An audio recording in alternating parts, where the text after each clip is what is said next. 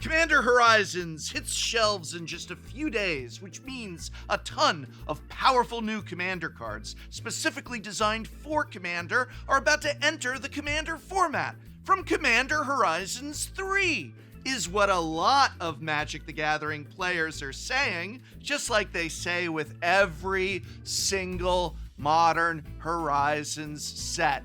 Come on, people. You think you'd have learned our lesson by now, but what can you do? We'll roll with it. Commander Horizons is Commander Horizons. You know, there's actually a lot of cool stuff for Modern. We did a video about all the best new cards for Modern that you can watch here, but let's talk Commander today. Truth be told, despite Modern Horizons 3 having lots and lots of strong cards for Modern, it does also have a lot of great cards for Commander, just as every Modern Horizons set in the past has had. And just like every other Modern Horizons set of the past, it's also going to absolutely destroy Pauper forever again, but that too is a different video. But if you're really looking to get angry and flip out, just look at how expensive Modern Horizons 3 is going to be. As I always say, booster packs are for draft. If you need cards for Commander, just save some cash and buy the singles that you want for the decks that you want to play. But just what are the singles that one should buy? Well, in this video, I've compiled my picks for the top 7 new cards from Modern Horizons 3 for Commander. For this video, we will not be including any legendary creatures in our list. We want to focus on just cards for the 99. And even though many of these legendary creatures not only will make absolute banger commanders, a lot of them also are going to find a home in the 99 of your decks, but we're saving legendaries for another video entirely, and this is the video focusing on all the other pieces, all the other awesome cards from Modern Horizons 3 that you're going to want to pick up and put in the 99 of your decks. So what are the 7 best new non-legendary cards for the 99 of your Commander decks from Modern Horizons 3? So we are talking cards for the 99 for Commander from Modern Horizons 3. Let's take a look. And look at this! It's all this stuff that I'm giving away and selling on my next Whatnot stream. I'm giving this, that too. I'm giving it all away on my next Whatnot stream this Sunday at 1 p.m. Pacific. That's right, Sunday stream and giveaway. I'm giving this away. Double Masters 22. Double Masters, more like double Commander Masters. Am I right? These are going for like a lot. I'm just going to give it away. I'm going to give this away too. And you just have to be in the stream and maybe you'll get this shipped anywhere in the world. Show up this Sunday at 1 p.m. Pacific on Whatnot. And I'm also giving you $15 because when you use my code to create an account via www.whatnot.com/invite/Tolarian College, you get $15 to spend on the stuff I'm selling. I'll give this away too. I'm giving this away. I'm giving this away. I'm giving this away. I'm giving it away, but I'll sell. Should I sell this? I'll sell Theros, maybe. Maybe I'll sell some extra ones. I'm selling some other cool things. Oh, you know what else I'm selling? Buy singles playmats with awesome art by Andre Garcia. It's the Elder Professor. We have restocked the playmat and I'm selling it in my Whatnot Buy It Now store. Even if you can't make the stream, it's available now. You can just go in, create your account, and get $15 off the playmat or whatever things you're gonna buy. And you can check that out, pick it up now, tune into the stream, maybe win a giveaway. It's Whatnot this Sunday at 1 p.m. Pacific during the big Whatnot card shows. Bunch of other people selling stuff, and you get $15 when you create an account using my code. So yeah, that's the ad, sponsored by Whatnot. Now, buy singles, but which? These. Well, first up is a card that many Magic the Gathering players are comparing to Cyclonic Rift, one of the most infamous cards in the Commander format, and that is Ugin's Binding. Ugin's Binding is an instant that costs 2 and a blue, which reads, return target non-land permanent you don't control to its owner's hand. Whenever you cast a colorless spell with mana value 7 or greater, you may exile Ugin's Binding from your graveyard. When you do, return each non-land permanent you don't control to its owner's hand. It's no No wonder players are comparing this card to Cyclonic Rift. Primary mode is like a normal cast Cyclonic Rift, and its triggered ability is like an overloaded one. But there are some key differences that put Ugin's Binding here at number 7 and not higher on our list. A big part of what makes Cyclonic Rift powerful is its ability to suddenly swing the game. Ugin's Binding can have those same great moments, but you can't just overload it on the end step. First, it needs to be in your graveyard to trigger, and on top of that, you need to cast a 7-mana colorless spell to trigger it. There aren't a lot of spells that meet this requirement that you can also cast at instant speed, so you'll probably need a flash enabler or just have to settle for sorcery speed. But I want to be clear, these differences aren't all bad. You can trigger Ugin's Binding much earlier than you can overload a Cyclonic Rift if you use cost reduction effects like Affinity or Emerge. All of that is to say, Ugin's Binding is not Cyclonic Rift, but it is still a very powerful card that is going to find a home in the 99 of many commander decks, and certainly in just about every Eldrazi or Affinity style deck out there.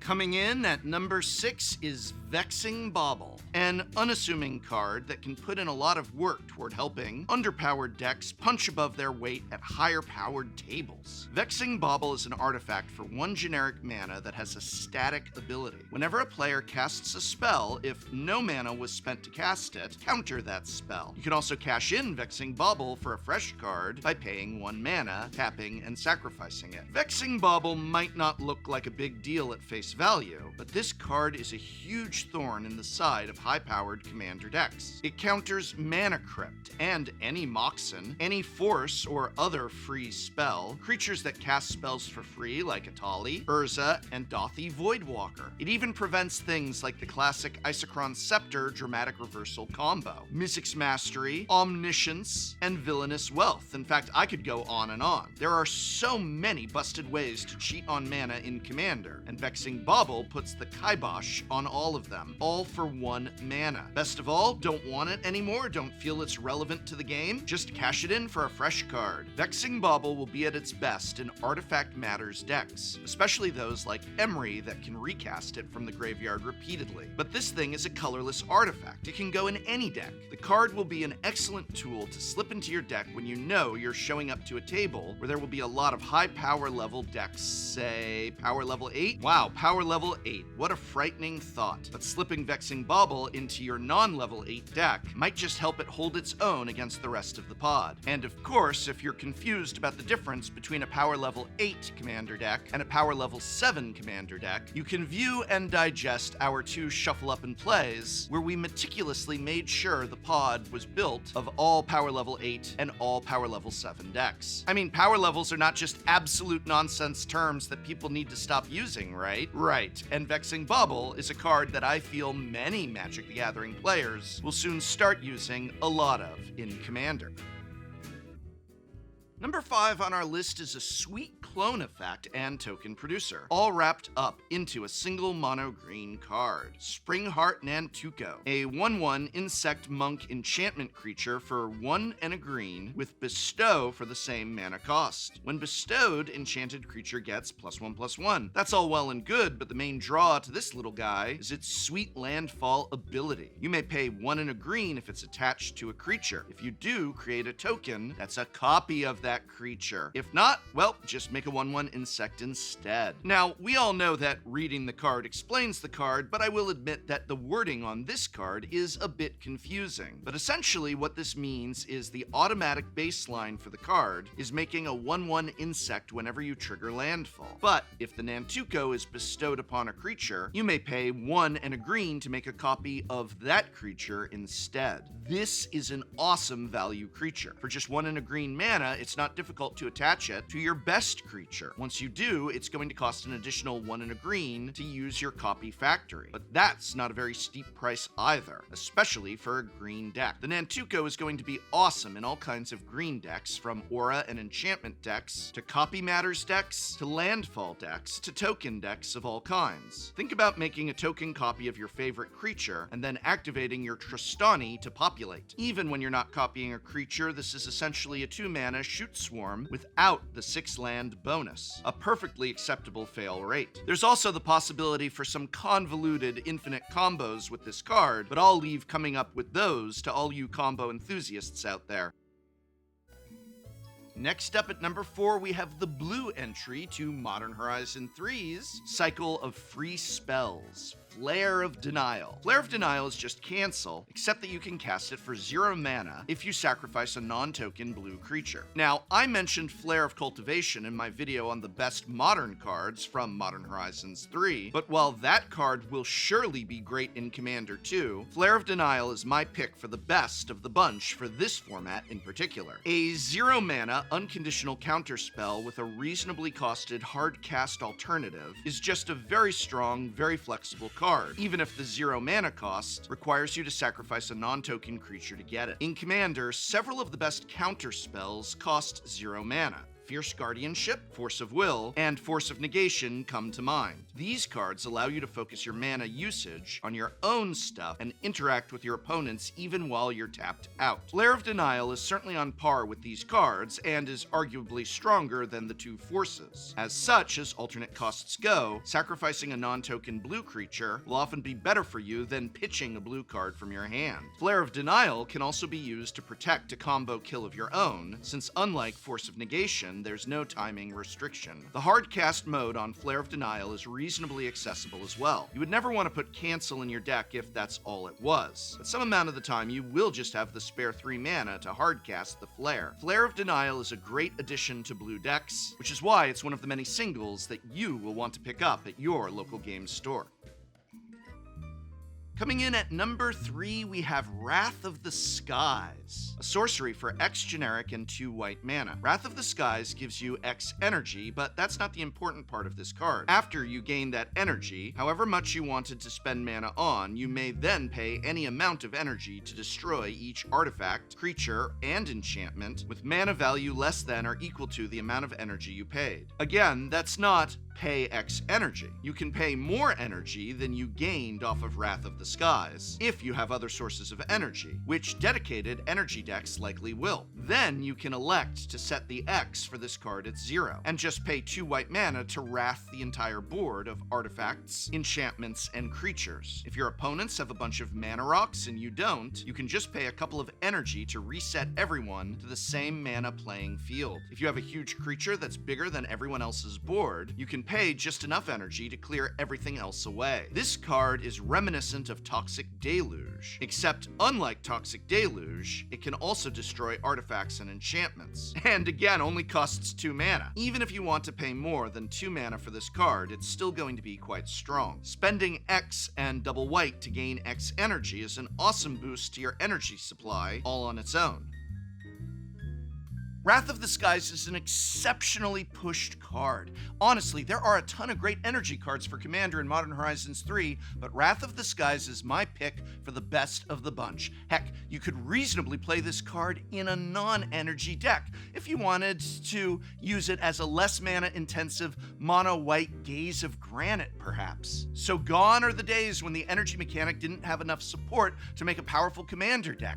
Between the Fallout and Modern Horizons 3 Commander precons and all the energy cards in the main Modern Horizons 3 set, lovers of Kaladesh Block have a whole mountain of new toys to play with in Commander. At last. Alright, but now it's time to talk not Double Masters 2022, but what are the top I'm giving this away on my Whatnot stream this Sunday. Did you pick up on that? Did you just skip the ad thing? Sunday, I might just give this and most of all of this, just giving it away on Sunday. Anyway, what are the top 2 best new cards for Commander in the 99?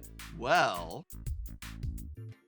the number 2 best new card for Commander from Modern Horizons 3 for the 99, oh my god, so many numbers, is an inherently high variance card that will lead to some massive blowouts for not too much of a mana investment. Invert Polarity. No, it's not a Doctor Who card, it's an instant for 2 blue and 1 red mana. Choose target spell, then flip a coin. If it's heads, gain control of that spell, and you may choose new targets for it. Otherwise, just counter it. I'm sorry, what? Invert Polarity is by definition a swingy card. Anytime you win the flip and steal an opponent's spell for 3 mana, it will be devastating for the owner of that spell. That's a sweet commander you have there, friendo. Do you mind if it's mine instead? Well, too bad. Oh, did you cast a Crater Hoof Behemoth? I think that's my Crater Hoof now. No, you don't get a 1 ring. I do. Try not to flip out. This spell can even interact with an opponent's uncounterable spell if you win the flip. So even if your opponent has an Allosaurus Shepherd in play when you cast your Crater Hoof,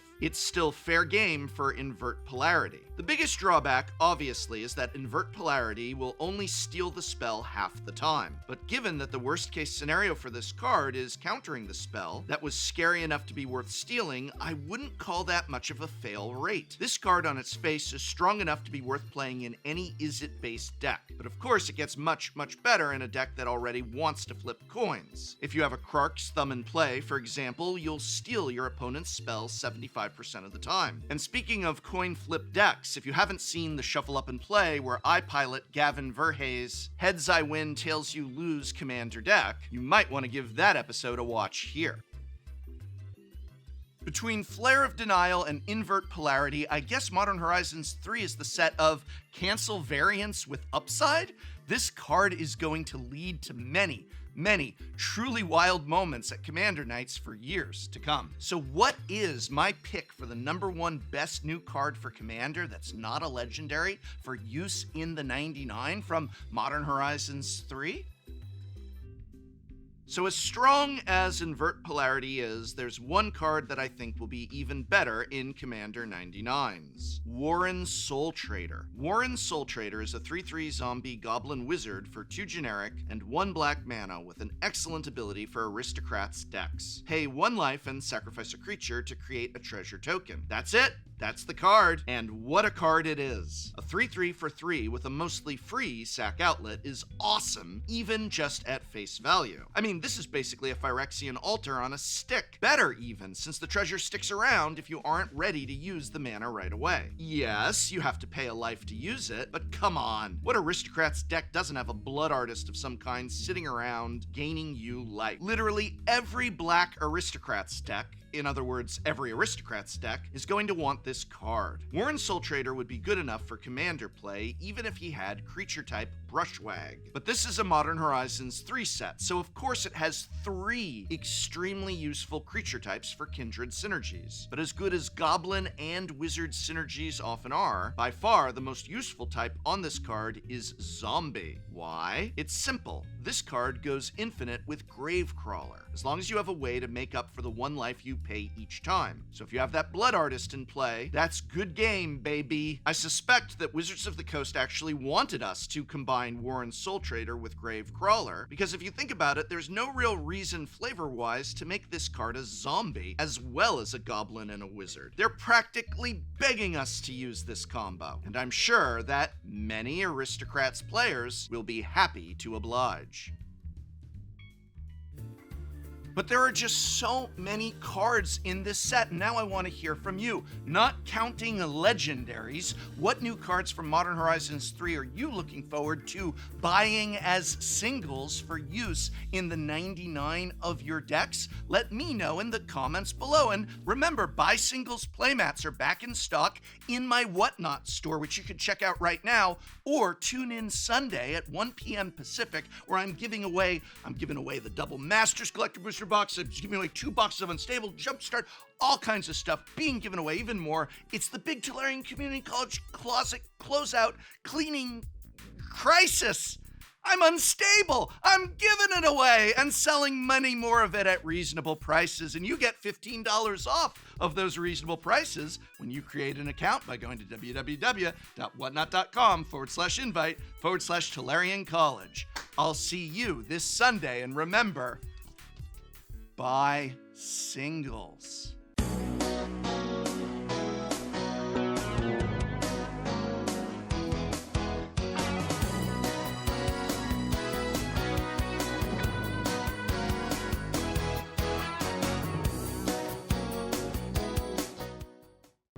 On the season finale of Shuffle Up and Play, We have brought our very first commander decks. My name is Kenji Egashira, better known as Numot the Nummy. I'm Sam from Ristic Studies. I'm Spice 8 Rack, and if I'm here, who's flying the plane? Who are you? I already said it. Oh, Note to future editor, leave that part in. That's hilarious. Draw that insurrection. Reveal a land tax. my God. I don't think I was a very fun player to play against back in the day. You literally announce yourself as going to destroy all our lands Okay, all before right, playing. that's fair, that's fair. Is there anything that I am scared of? Are you scared of the future? Oh, don't start this again. Bane of Progress. No. You got a crisp 20 to make me not pick that one? No comments. This is the first episode of Shuffle Up and Play where I'm not immediately targeted. Well, thanks for reminding us. Oh yeah, props here. Get him! Get him. Non-god gamers.